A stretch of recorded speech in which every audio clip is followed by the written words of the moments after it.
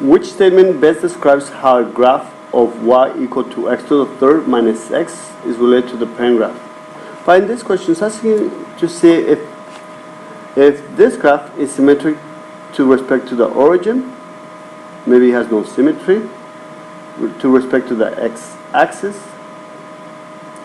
or the y-axis, or infinitely symmetric. Letter E will not be an answer. Now to check to see if it's symmetric to the x-axis, remember, a graph that's symmetric to the x-axis will look something like this. The line of symmetry will be the x-axis on this case, and if folded is basically the same, the top and the bottom. So to determine if it's symmetric to the x-axis, I'm going to let the y equal to negative y. So instead of the y, I'm going to replace it with a negative y is equal to x to the third minus x. You need to solve for y again so I can compare to the original equation. That gives me y equal to negative x to the third power plus x. Do we end up with the same equation? In this case, it's a no. I want to find out if it's symmetric to the y-axis. To determine if it's symmetric to the y-axis, I'm going to replace the x with the negative x. But if you notice, we have two x's. So I need to replace both x's. That gives me y equal to x to the third power minus x.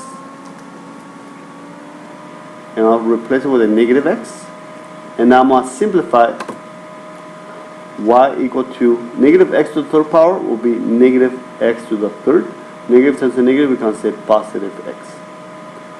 Is this the same as what we started? No. And to determine if it's symmetric to the origin, I'm going to replace both the y becomes a negative y and the x becomes a negative x. Now I'm going to simplify. Negative y equal to negative x to the third plus x.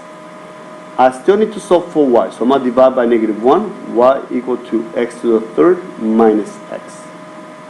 Is that the same as what we started with? Yes. So your answer is only symmetric to the x-axis, to the origin in this case. So your answer is letter A.